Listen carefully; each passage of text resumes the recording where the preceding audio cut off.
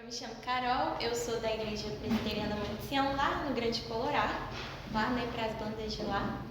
E eu frequentei o NVC entre os anos de 2000. Eu entrei na UNB em 2015, mas frequentar o NVC foi a partir de 2016 que eu comecei a frequentar essa minha geração, para depois, quando eu estava quase terminando, eu começar a ir mais ativamente. E nesse período eu conheci o SCA, né? A Sociedade Cristã Acadêmica, e eu frequentei, era fiel, eu vinha todas as sextas-feiras, eu estava aqui participando das palestras. E hoje a gente vai estar falando sobre Deus, a criação e as leis da natureza. Então, um ponto importante, eu esqueci de falar, né? Eu sou formada em física, me formei no final de 2019 e aí eu terminei o mestrado em cosmologia no final de 2022. E então, eu lidei muito com essa questão de ciência.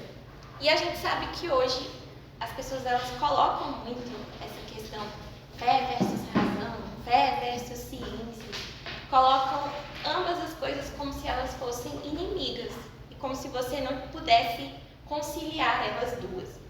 Mas o ponto é, será que isso é verdade? Será que a fé e a ciência elas são de fato inimigas? Elas são de fato opostas? Bem, por que os cientistas eles precisam acreditar em Deus? Na prática, todos os cientistas eles acreditam em Deus. Quer eles sejam cristãos, quer eles sejam ateus, quer eles sejam agnósticos. Isso por quê? Porque eles demonstram uma espécie de fé. Todo cientista ele tem fé de que as leis da natureza elas são ordenadas e elas são racionais. Então, o cientista, quando ele entra na ciência, no laboratório para realizar os experimentos dele, o que ele espera? Ele espera que se ele realizar aquele experimento sob as mesmas condições, ele vai obter os mesmos resultados. Inclusive, a Netflix fez uma série, né, O Problema dos Três Corpos, eu não sei se vocês assistiram. Eu não assisti, meu esposo assistiu. E o enredo da série, ele me contou tudo, todos os spoilers, né? O enredo da série é que no segundo episódio, uma cientista que é dona de uma empresa lá, ela faz pesquisa e o experimento que ela tenta reproduzir começa a dar erro. E eles começam a analisar todos os parâmetros, veem que todos os parâmetros são os mesmos, então não tem por que o experimento estar dando errado. Enfim, aí a história vai se desenrolar em torno disso. Então, eles exploraram justamente esse fato, o fato de que os cientistas eles esperam que as leis naturais elas sejam constantes e imutáveis. E essas leis elas podem ser estudadas, descritas e até mesmo previstas matematicamente, como foi o caso de Albert Einstein. A teoria da relatividade geral, Einstein ele usou a matemática para prever todas aquelas formulações muito antes dos cientistas conseguirem observar aqueles fenômenos e conseguirem comprovar eles. Então, a Bíblia ela ensina para nós que o mundo ele é sustentado pelo próprio Deus. Lá em Gênesis 8:22, o Senhor ele promete que enquanto a terra durar, ele daria a nós, né, semeadura e colheita, frio e calor, verão e inverno, dia e noite. No Salmo 104 e no 147, o salmista fala que Deus ele ordena a neve, ele controla os ventos e ele faz crescer a relva e as plantas, ou seja, Deus ele governa os ciclos da natureza com precisão. Ele deu essa previsibilidade para nós. Nós podemos saber que daqui a mais ou menos 5 horas e pouco o sol vai estar se pondo. Por quê? Porque Deus dá essa previsibilidade para as coisas. Então, os cientistas eles descrevem essas regularidades na forma de leis, na forma de fórmulas. Só que a origem dessas regularidades está em quem? No próprio Deus, está na fidelidade de Deus. Então, as leis que a gente chama de leis da natureza, elas são, na verdade, as formas como Deus ele governa e ele sustenta toda a criação. Então, o cientista, mesmo que ele não professe uma fé da boca para fora, ele tem a fé e ele espera que o mundo seja algo estruturado e ordenado, que as leis elas são confiáveis. E essa estrutura ela só é assim porque ela depende e ela vem de um Criador. Mas o que caracteriza uma lei? Assim, eu não sei se um professor já chegou e falou a diferença de lei, de teoria para vocês. O que é uma lei científica? Por que ela é chamada assim? A gente vai então ver quais são as características de uma lei. Primeiro, uma lei, ela precisa ser universal no tempo e no espaço. Então, se a gente pegar as leis de Kirchhoff, eu não sei se vocês lembram, do terceiro ano do ensino médio, quem está fazendo engenharia também, provavelmente, né? Leis de Kirchhoff dos circuitos elétricos, né, que você tinha que ficar ali calculando a corrente, a resistência, enfim. As leis de Kirchhoff, elas se aplicam apenas a circuitos elétricos. Mas as leis de Kirchhoff, elas se aplicam a circuitos elétricos em qualquer lugar no mundo. Se você colocar um circuito elétrico, as leis de Kirchhoff vão se aplicar aqui em Brasília, na China, no Vietnã, as leis de Kirchhoff vão funcionar. E elas valem para qualquer tempo. Então, se eu volto em 1900 e bolinha, as leis de Kirchhoff vão funcionar. Se eu volto para os tempos bíblicos, né, não tinha nem energia, se tivesse as leis de Kirchhoff, iam funcionar lá também. Então, a gente percebe que os cientistas eles têm uma expectativa quanto à lei ser a mesma em todos os tempos e em todos os lugares. E existem duas outras palavras que eu queria que vocês falassem para mim, que a gente pode substituir para todos os tempos e todos os lugares. Quais são essas duas palavras? Todos os tempos. Qual é a outra palavra que a gente usa? Não. Todos os lugares é onipresença, certo? Então, a gente espera que a lei ela seja onipresente. E em todos os tempos. Qual é o outro termo? Eterno. Então, a gente tem essa expectativa de que a lei ela funcione ela vai ser a mesma em qualquer lugar e qualquer tempo. Mas não para por aí. O próprio conceito de lei e o próprio conceito de que a lei ela não pode mudar no tempo e no espaço traz a ela outro atributo. Qual seria isso? Não pode mudar. Não pode mudar, então a lei é imutável. E isso aqui eu acho que é um dos mais fortes com relação à lei, porque já é consenso na ciência de que se uma lei muda, ela não é lei mais. A lei ela tem que ser imutável, ela tem que ser a mesma. Ela tem que ser pacificada, não tem mais aqueles probleminhas de mas não funciona aqui, não. Então não é lei, é teoria. Certo? Então vocês devem ter percebido que a gente começou a atribuir características para a lei que são características que nós atribuímos a quem? Ao próprio Deus. Mas não para por aí. Deixa eu ver se eu coloquei. Não coloquei. Mas tem outras características da lei que são fundamentais para caracterizar uma lei. Primeiro, a gente enxerga uma lei, vocês enxergam as leis de Newton? Tipo assim, se eu empurrar essa mesa aqui, vai aparecer F é igual a M vezes A.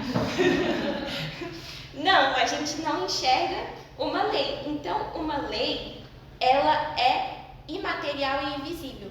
A gente enxerga apenas as consequências dessa lei no nosso meio. Então, além disso, vou colocar aqui, a lei, a gente espera que ela seja imaterial, que ela seja também invisível. Gente, eu não sei se minha letra está bonita, mas eu não sei. Outro ponto importante com relação à lei, ela precisa ser confiável, ela precisa ser também verídica, ela precisa ser verdadeira. Não tem como uma lei ser mentirosa com relação a algum aspecto da natureza. Se ela se torna mentirosa, então ela não é confiável, não tem como eu confiar na lei. Não tem como a gente construir toda essa estrutura se eu não confio nas leis de Kirchhoff para montar um circuito elétrico. Como que eu vou montar todo o circuito de uma estrutura se eu não posso confiar de que aquilo vai funcionar? Então, as leis elas são verdadeiras e as leis elas também são confiáveis. Outro ponto, e eu acho que esse aqui é o mais fundamental para mim, como alguém que fez ciência, é que as leis elas são racionais. Então, as leis, quando o cientista estuda algum fenômeno, ele pode esperar um certo comportamento e ele pode esperar que ele vai conseguir descrever aquele comportamento de alguma forma, com algum tipo de linguagem, no caso, a matemática, ou até a humana mesmo, que a gente usa ali para escrever aquela lei. Então, a lei é racional. Isso é um ponto importante. Porque se a lei é racional, isso indica para nós que ela, então, veio de alguém que é racional. Não tem como a gente esperar que uma pedra seja racional, né? Você tropeça lá na pedra e você vai ficar brigando com a pedra. Ô, pedra, como assim você está aqui no meio do caminho? A pedra é irracional, você não espera que ela tenha atitudes racionais. Mas as leis, elas são racionais. Então, isso aponta para uma mente racional por trás dessas leis. Porque a racionalidade é um traço pessoal. Só que a ciência, né, ela tenta evitar essa conclusão, a ciência moderna, e esse é um ponto que eu achei muito legal no autor que usei como referência, porque a ciência moderna, atual, ela tenta tirar essa característica racional da lei. A lei, para os cientistas modernos, ela é um produto do acaso. Ela aconteceu e assim ela está. Então, antes, os cientistas não tinham essa visão de mundo. Muitos dos cientistas que fizeram a maioria das leis que a gente conhece hoje, como Kepler, Newton, todos eles eram cristãos. O próprio Galileu também. E eles tinham essa noção de que a ciência, ela não pode ser separada de Deus, porque o próprio Deus criou a ciência. Mas hoje a gente, infelizmente, por conta do secularismo, isso tem mais influência filosófica do que científica, tá? No meio, a gente vê uma ciência que tenta separar essas duas coisas. Então, as leis, né? Vou colocar aqui. Esses aqui são alguns dos atributos que eu vou colocar aqui pra gente. A lei, ela é racional. E aí vocês devem estar meio assustados, assim como eu me assustei quando eu estava preparando essa palestra, que vocês devem estar pensando, Carol, você está dando atributos divinos para a lei, você não está divinizando a lei, você não está fazendo com que a lei se torne aí um ídolo, um Deus? E o ponto é, não. O erro não é a gente reconhecer atributos divinos na estrutura do universo, até porque nós mesmos temos atributos divinos. Né? Deus comunicou alguns dos atributos dele conosco. Mas o erro é a gente negar que essa lei, que as leis da natureza, elas são a palavra de Deus em ação. Então, as leis da natureza, elas são divinas. Tanto quanto a Bíblia, né? Que aqui a crente esqueceu de trazer a Bíblia. A Bíblia também é palavra de Deus. Mas as leis da natureza também são palavras de Deus. E por serem palavras de Deus, elas são divinas. Mas a gente está falando aqui das leis reais, tá? Porque as leis que os cientistas eles descobrem, elas são aproximações.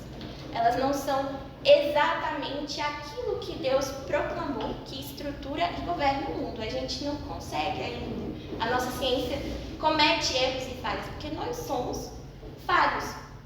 Então, as leis, elas são o discurso de Deus que especificam como o mundo deve funcionar. Quando Deus ele falou lá em Gênesis 1, né? 1:1, haja luz. Ele não só criou a luz. Deus, a partir daquele momento, estava determinando como que a luz ia funcionar. Ele estava determinando e criando as leis que regem a luz.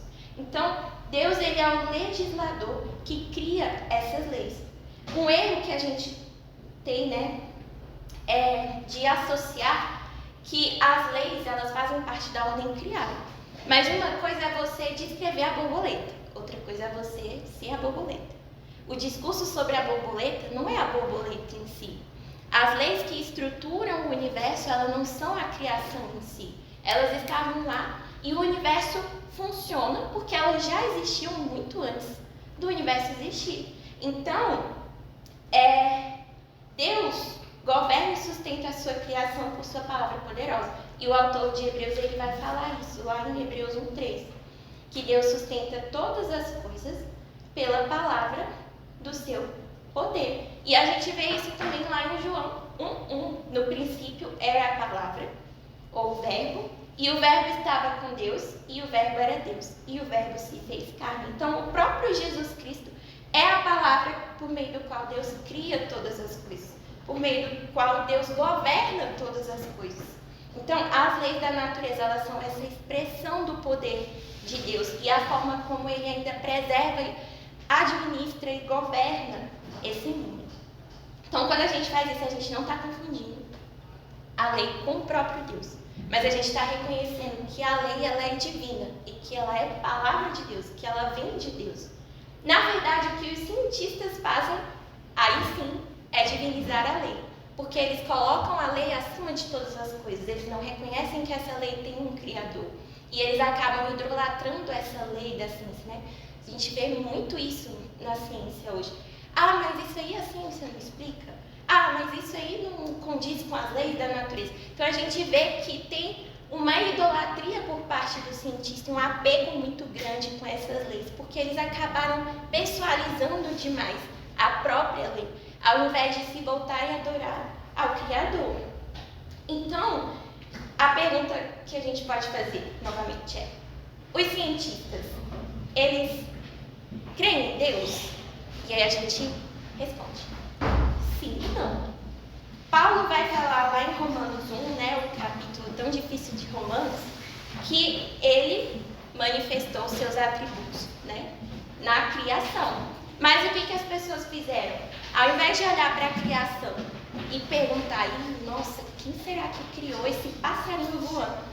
Não, eles foram lá e adoraram o pássaro, eles foram lá e adoraram a criação, ao invés de adorar o Criador. Então, isso acontece na ciência também. Ao invés de o cientista, quando ele descobre ali a lei, ele olhar para aquela lei e se voltar para Deus, não. Ele se volta para a própria lei e faz daquela lei um ídolo para ele. Então, por que eles rejeitam a Deus? Isso é uma rebelião, é um conhecimento que é suprimido em rebelião a Deus. E ele traz aqui, no livro que eu estava lendo, o caso de um cara que ele estava no trem, ele estava lá no trem, e quando ele estava andando assim no trem, ele viu uma netinha sentada no colo do avô. E a netinha foi lá e deu um tapa na cara do avô. E assim, é mais ou menos essa imagem que a gente pode ter daqueles cientistas que não creem em Deus. Eles estão ali sendo sustentados por Deus, eles estão no colo de Deus. Deus está sustentando essas leis, Deus está sustentando o próprio cientista, porque se ele tem racionalidade, se ele tem um olho que funciona, uma mente que funciona, é porque Deus está sustentando ele. Mas ele está se rebelando contra esse Deus. Ele está fazendo como a menina fez com o avô. Está dando um tapa na cara de Deus e se rebelando contra ele. Então, é muito errado a gente ter noção de que, eles não acreditam em Deus. Não, eles estão se rebelando contra Deus. Eles não querem Deus. Eles querem aquilo que Deus fez e aquilo que Deus sustenta, mas eles se rebelam contra esse Deus. A natureza passa então a ser idolatrada. A lei científica passa a ser idolatrada. Mas isso é hipocrisia, porque eles idolatram, negam a Deus, o Deus que cria e sustenta tudo, inclusive eles. Deus está sustentando eles também, para eles irem lá e se rebelarem contra Deus. Mas enquanto a nós cristãos, né? A gente está aqui falando dos ateus, dos agnósticos. E os cristãos, será que a gente não tem culpa nisso? E a gente tem culpa. Nós somos culpados também. Porque a gente também adota uma visão dualista de mundo por conta do secularismo. E o secularismo entrou nas igrejas, infelizmente, e invadiu o nosso coração também. Então, o que a gente geralmente fala, né? A gente que é crente. Quando uma coisa é inexplicável, a gente fala: só Deus explica. Só quando uma coisa é sobrenatural, quando uma coisa é um milagre, ou quando algo não ainda é explicado pela ciência, aí a gente atribui aquilo a Deus. Mas a Bíblia não nos fala isso. O que a Bíblia fala para nós? Que é Deus quem faz crescer a relva, é Deus que envia a neve como lã, e é Deus que está atuando ativamente em cada detalhe da criação, até o alimento que os animais comem. É Deus ali nutrindo aqueles animais. Deus, ele está ativo na criação. Então, eu trouxe até uma... Estou esquecendo de passar os slides comigo. Aqui do Verne Poitras, que foi desse livro que eu usei como base, né? Ele fala assim, se vocês puderem acompanhar com o slide. Nós mesmos pensamos na lei científica ou lei natural como um tipo de mecanismo cósmico, ou do relojoeiro pessoal, que ele está lendo, né? Aquele exemplo daquele livro lá, Deus um Delírio. Eu não lembro quem escreveu agora, mas Deus um Delírio. É um negócio aí,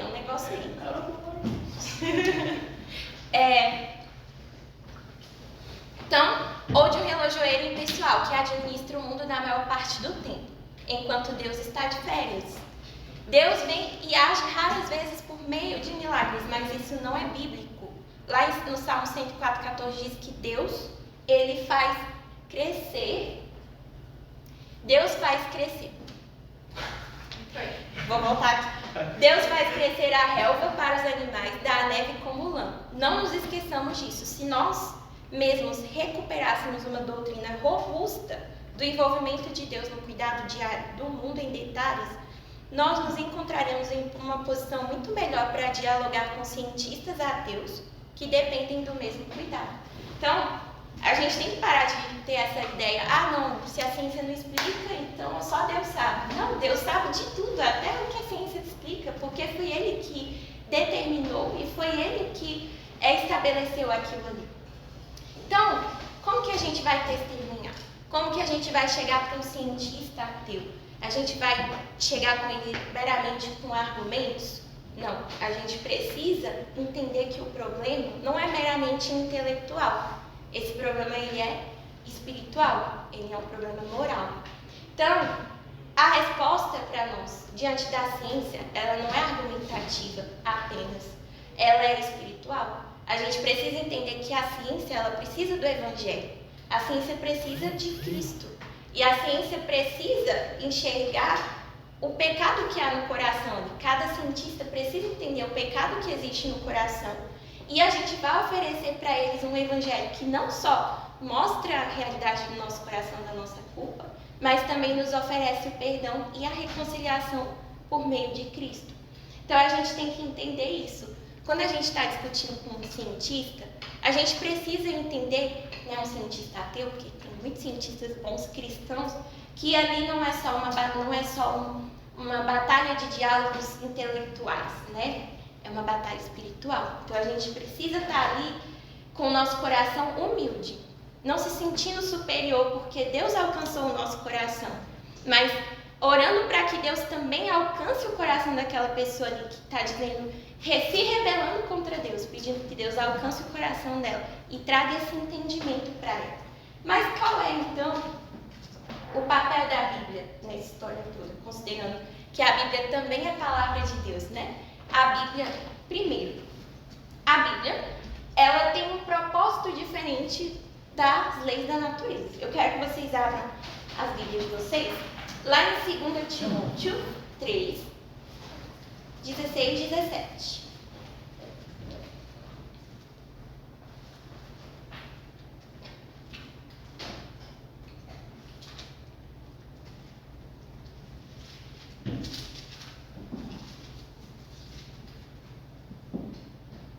Segundo Timóteo 3, 16 e 17.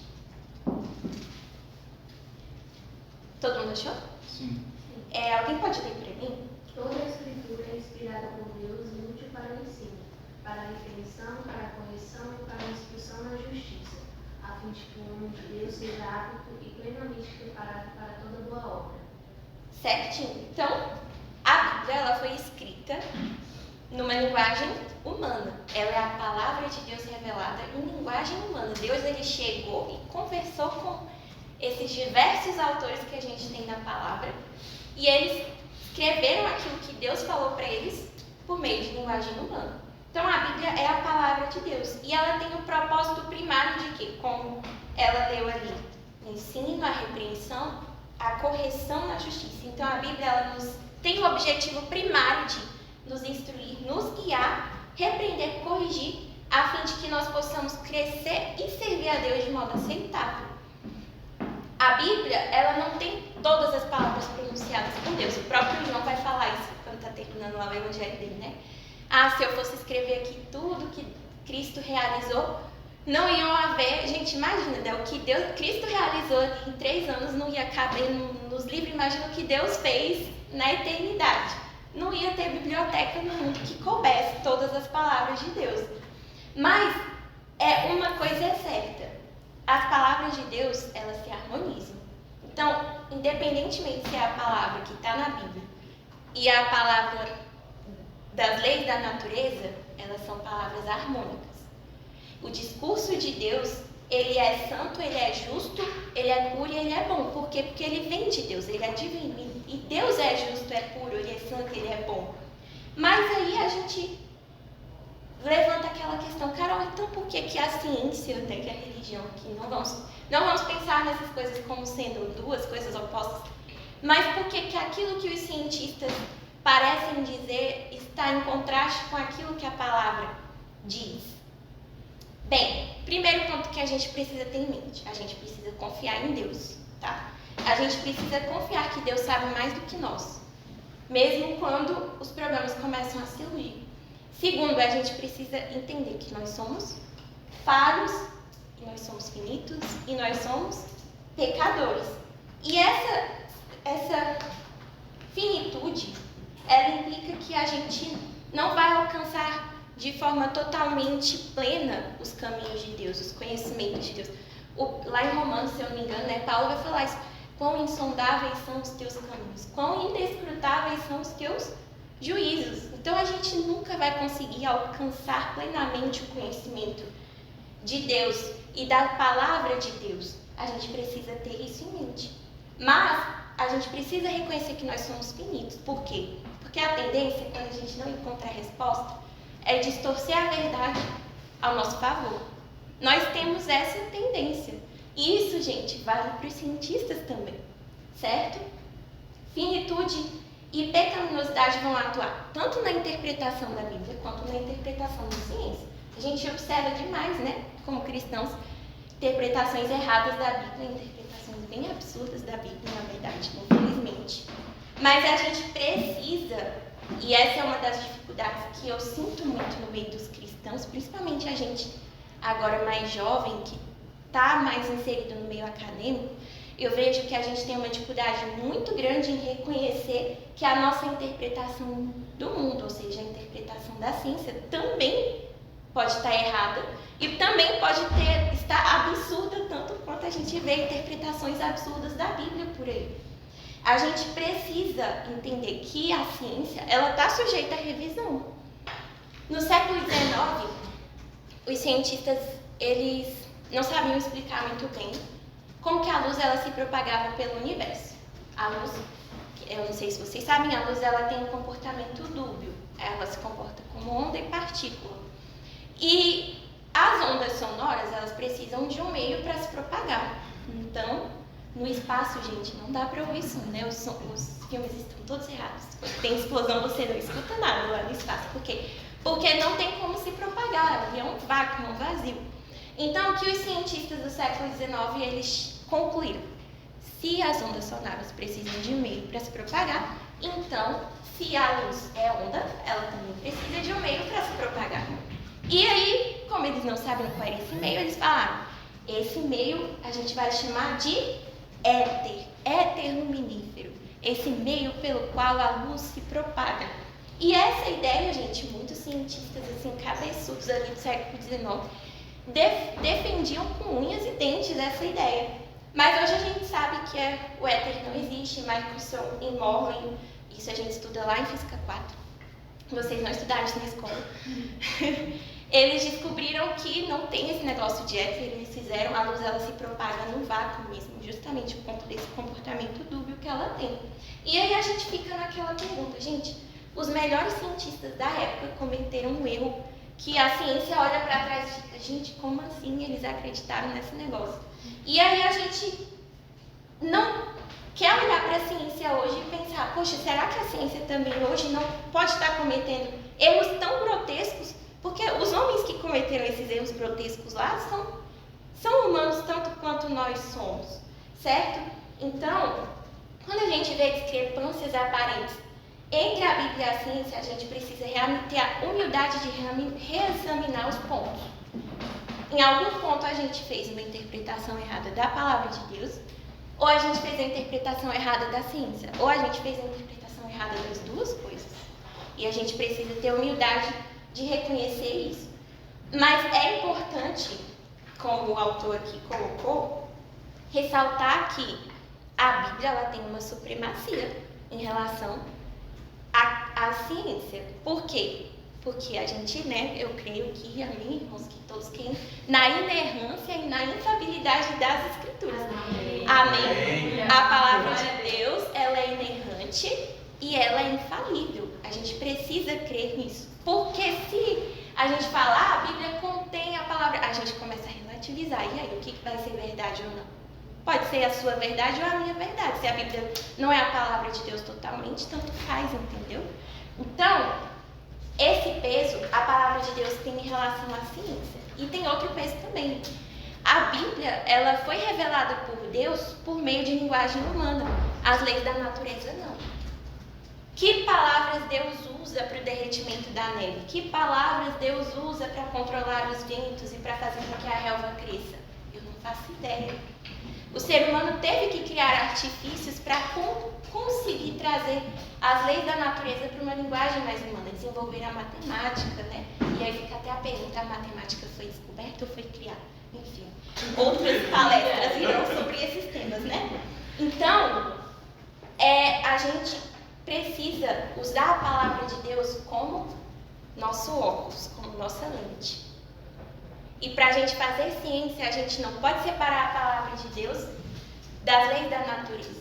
Porque a gente tem a chance de cair no grave erro de idolatrar essas leis, esquecer do legislador dessas leis, que é Deus, e cada vez mais se afastando de Deus.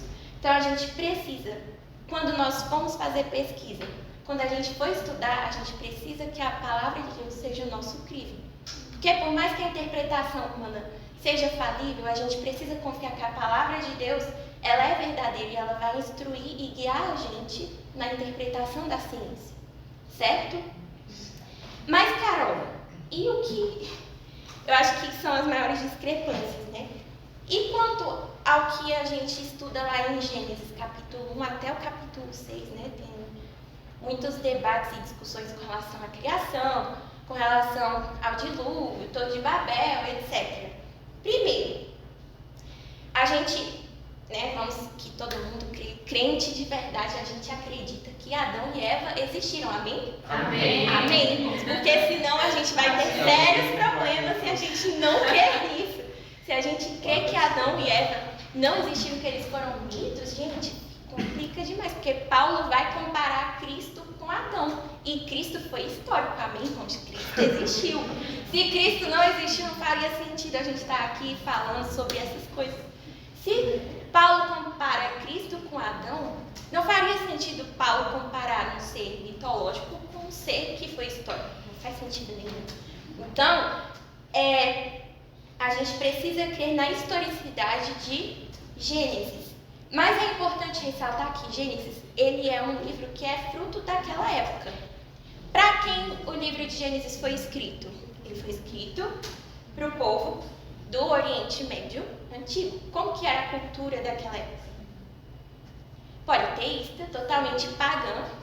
E os mitos da criação daquela época, gente, você lê assim umas coisas absurdas. Deus tal comeu Deus tal, e eles pegaram esse Deus e mataram e formaram a terra. Gente, que absurdo, assim, é um negócio assim. São relatos surreais que mostram deuses brigando. Eles não tinham nem a intenção de criar a terra foi meio que um produto de vamos colocar humanos aqui para eles serem nossos servos. Foi basicamente isso. Deuses que criaram um mundo sem propósito de forma totalmente desordenada. Então, quando o israelita ele pegava Gênesis para ler, ele tinha isso em mente. Olha só a discrepância disso aqui, do meu Deus para esses deuses. O meu Deus criou o universo a partir do nada, de forma ordenada, e ele tinha esse propósito. Ele tinha o propósito de criar o universo. E ele criou porque ele assim quis. Então, Deus ele não tem a intenção de Gênesis de ser científico, de usar termos científicos. Ele está se direcionando ao mundo antigo. E ele vai usar uma linguagem comum. Ele não vai usar uma linguagem técnica científica, ele não vai empregar termos científicos. Até hoje a gente usa a linguagem comum. Eu não chego com meu marido e falo, amor, vamos ali assistir a Terra completando o movimento de rotação e, consequentemente, o Sol se pondo no horizonte. Não, eu chego, amor, vamos ver o pôr do Sol? Né? A gente não fala isso. E tá errado, gente, cientificamente falando? Tá, porque o Sol ele não se põe, o Sol tá parado lá no centro do sistema solar. Mas a gente não vai chegar usando esses termos. Deus também não tinha esse propósito. E ele permitiu que os autores ali, por quem ele estava falando, escrevessem nessa linguagem comum, para que a palavra dele fosse acessível àquelas pessoas que lessem a palavra, certo? Então, o que essas pessoas iam observar? O sol em cima. Não, o sol embaixo, o céu em cima. O sol se pondo, o sol nascendo. Eles iam observar ali, o céu parece ser água, né? Então, quando Deus faz chover, é como se ele estivesse abrindo as comportas do céu. Era a percepção que eles tinham daquilo. Eles não sabiam exatamente como esses fenômenos funcionavam. E Deus, ao fazer isso, ele torna, então, Gênesis um livro extremamente acessível até hoje. Porque a gente tem que ter noção de que a maioria das pessoas que estão na nossa igreja não são cientistas.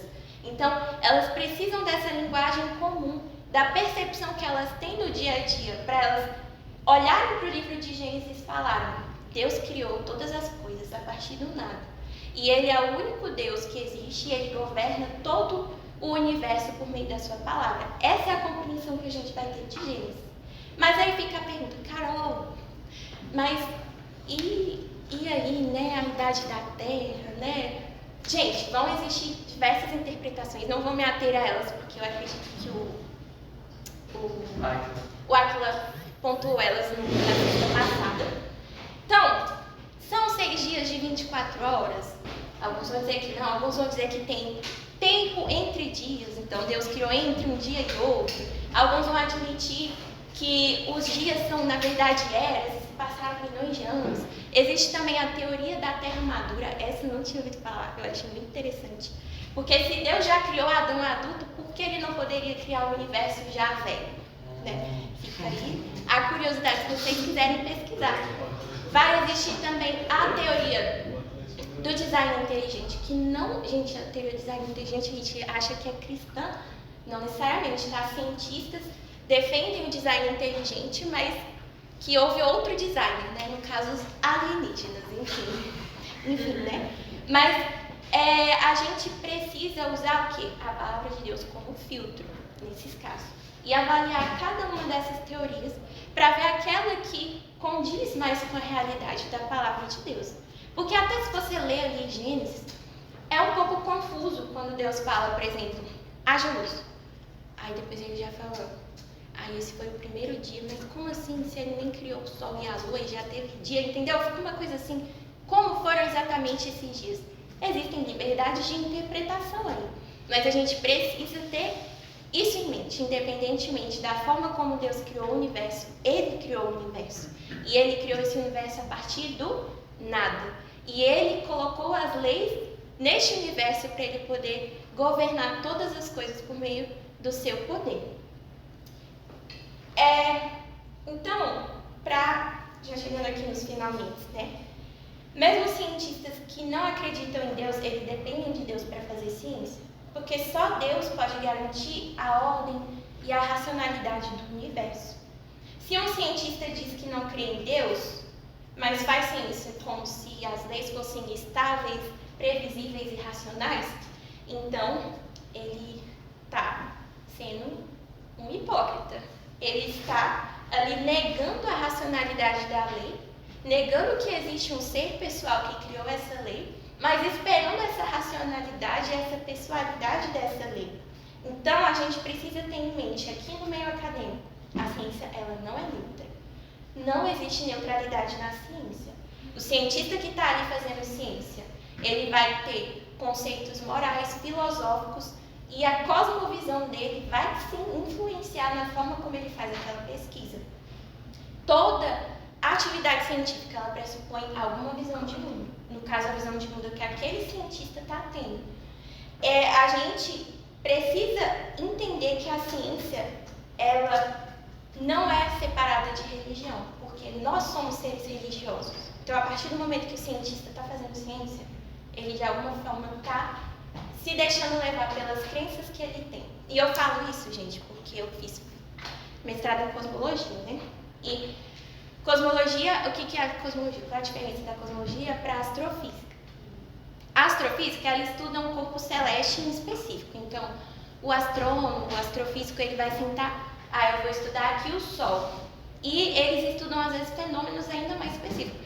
Eu vou estudar o porquê que tem explosões solares. Ele estuda só aquilo. O cosmólogo, ele tem uma visão maior do todo.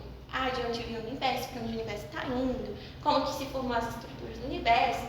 Então, é uma coisa, assim, bem como que ocorreu a formação de estruturas do universo. A cosmologia vai tentar responder isso.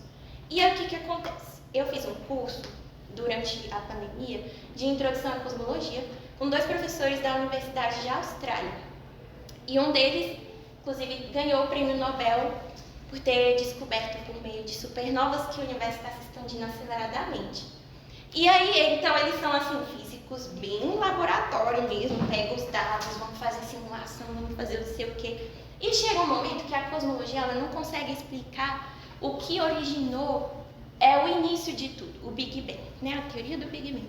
Por quê? Porque, de acordo com a cosmologia, chega um momento no universo que ele fica opaco, que é quando os fótons eles estão ali junto com as outras partículas, está todo mundo muito juntinho. E os fótons são as partículas que formam a luz. Se eles estão ali presos, eles não conseguem sair, se propagar pelo universo e trazer informação para a gente. Então, o universo ele era opaco. Por quê? Porque as partículas que formam a luz não se propagavam pelo universo. E o Big Bang, tecnicamente, está antes desse universo se tornar transparente. Então, os cientistas não conseguem informação daqui. Beleza. Então, a maior pergunta e questão, uma das maiores perguntas e questões é: o que fez o Big Bang surgir aqui?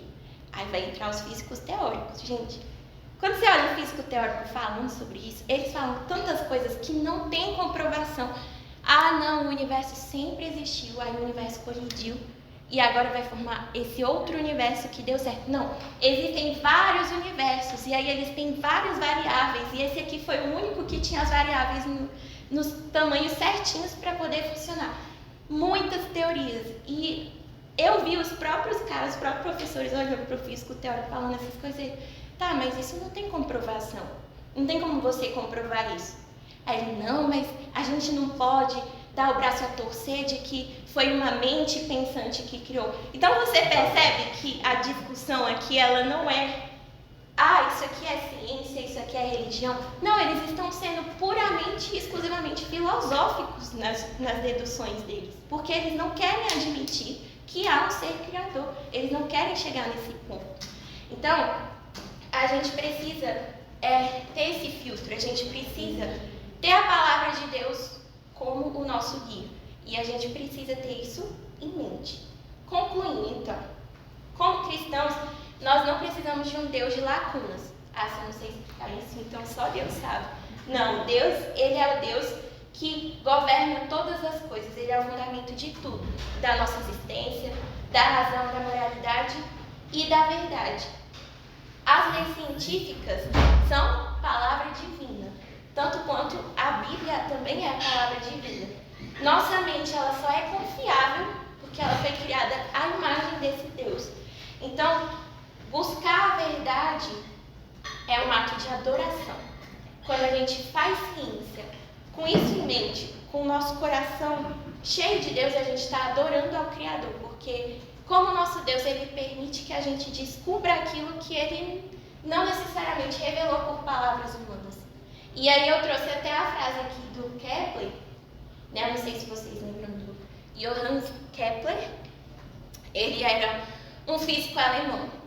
E ele tinha muita fé em Deus. Então, o Johannes Kepler, ele fala assim: a ciência é o processo de pensar os pensamentos de Deus após ele. E o meu maior desejo é perceber o Deus que encontro em todos os lugares do mundo externo. Eu já tive a intenção de me tornar um teólogo, mas agora vejo como Deus é através de minhas descobertas, também glorificado na astronomia, pois os céus declaram a glória de Deus. Então, Kepler, ele queria, gente, ele era luterano, tá? Ele era lá da Alemanha, ele queria se tornar um teólogo. Mas ele não viu diferença nenhuma em se tornar um astrônomo e também glorificar a Deus por meio do trabalho que ele fez. E hoje as leis de Kepler, elas são leis, né? Então até hoje elas são válidas. Ele descobriu essas leis no século 17, gente, então imagina, 1600 e bolinha. Kepler, ele deduziu 3 leis que são até hoje ali verdadeiras e enfáticas na astronomia. São as leis que a gente estuda em astronomia básica, no iniciozinho. Então que a gente possa ter isso no coração, que a gente possa descobrir os pensamentos de Deus após esse Deus, né? E com essa convicção no nosso coração de que Deus ele é criador e sustentador do universo. Amém? Então é isso.